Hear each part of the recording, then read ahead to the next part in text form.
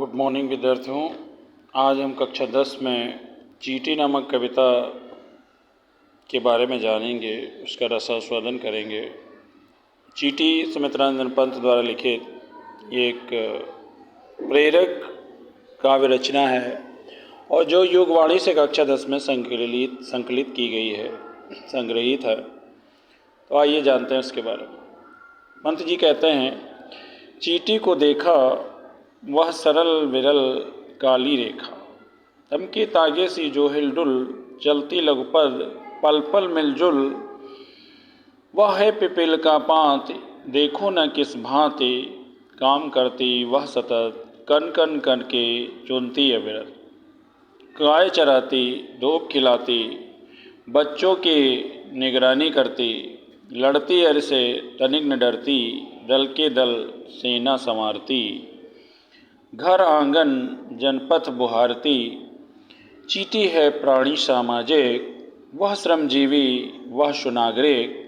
देखा चींटी को उसके जी को, भूरे बालों की सी कतरन, छिपा नहीं उसका छोटापन।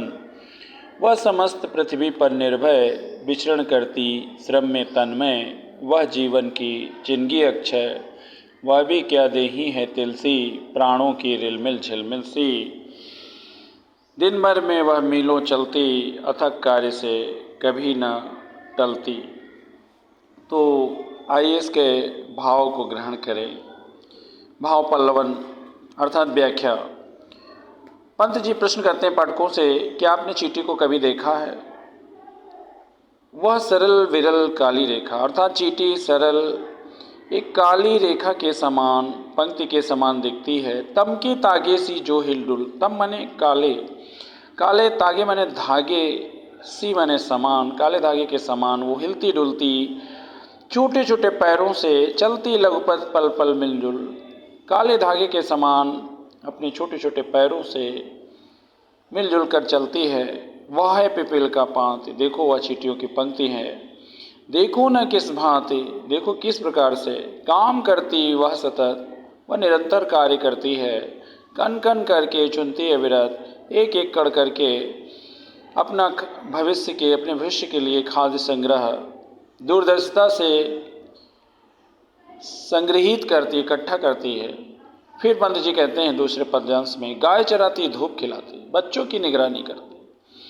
पंत जी का मानना है कि चींटियों की अपनी गायें भी है, वो गाय चराती हैं, धूप का सेवन कराती है, बच्चों की देखभाल, निगरानी अर्थात देखभाल करती हैं, लड़ती अर्थात संघर्ष करती, अरे अर्थात शत्रु से तनिक न डरती, अरे से तनिक न डरती, शत्रु से बिल्कुल भी नहीं डरती, तत्काल आक्रमण करती है, उन पर टूट पड़ती है, दल के दल सेना संवारती। फिर अनुशासन की शिक्षा देते हैं, प्रेरणा देते हैं पंत जी।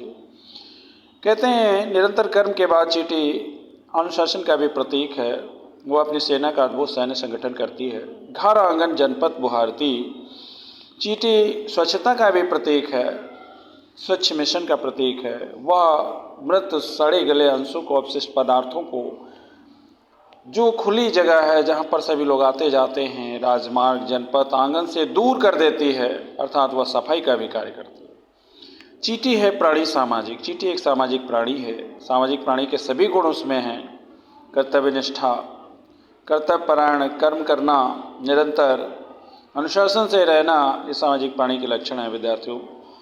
वह श्रमजीवी वह सुनागरिक, वह अपने श्रम पर जीवित रहती, वह सुंदर नागरिक भी है, आदर्श नागरिक के उसमें सभी लक्षण हैं। देखा चींटी को, फिर पंत जी प्रश्न करते हैं, आपने चींटी को देख लिया? उसके जी को, उसके अल्प प्राणों को, भूरे बालों की सी कतरन, चींटी कटे हुए भूरे बालों के समान, कतरन के समान दिखाई पड़ती है। छिपा नहीं उसका छोटापन, यह सर्वविदित है। पंत जी कहते हैं सर्वविदित है, सभी को पता है कि चींटी बहुत ही तुच्छ और छोटा प्राणी है, फिर भी वह समस्त पृथ्वी पर निर्भय, वह संपूर्ण पृथ्वी पर निडर होकर के विचरण करती रहती, श्रम में तन्मय, अर्थात अपने कार्य को करते समय वह स्वयं में लीन हो जाती, खो जाती है, इतना परिश्रम वो करती है, स्वयं को भुला देती। वह जीवन की जिंदगी अक्षय। पंत जी, सुमित्रानंद पंत जी के अनुसार चींटी जीवन जीने का आजिज प्रेरणा स्रोत है, निरंतर प्रेरणा स्रोत है, जीवन जीने की चिंगारी है। उसे हमें प्रेरणा लेनी चाहिए। हमें भी निरंतर श्रम, अनुशासन में रहकर निरंतर श्रम करना चाहिए, सामाजिकता को अपनाना चाहिए और निडरता को अपनाना चाहिए। वह भी क्या देही है तिलसी, प्राणों की रिलमिल झिलमिल सी, तिल के समान शरीर है चींटी का, अल्प प्राण उसमें झिलमिलाते हुए दिखाई पड़ते हैं। दिन भर में वह मीलों की यात्रा पूर्ण कर लेती है और कभी भी अपने कार्य से वह टलती नहीं है। इस प्रकार से स्पष्ट है चींटी एक सामाजिक प्राणी है। सामाजिक प्राणी के उसमें समस्त लक्षण पाए जाते हैं और चींटी हमें निरंतर कर्म करने की, अनुशासन में रहने की प्रेरणा देती है। तो विद्यार्थियों से हमें सीख लेना चाहिए। इसका काव्यगत सौंदर्य जानते हैं।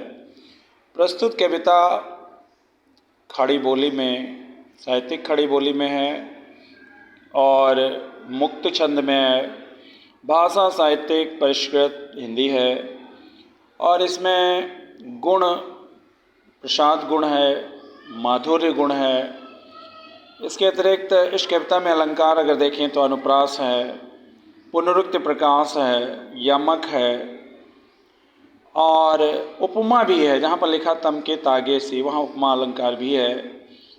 तो स्पष्ट है कि यह काव्य की दृष्टि से सुंदर कविता भी है।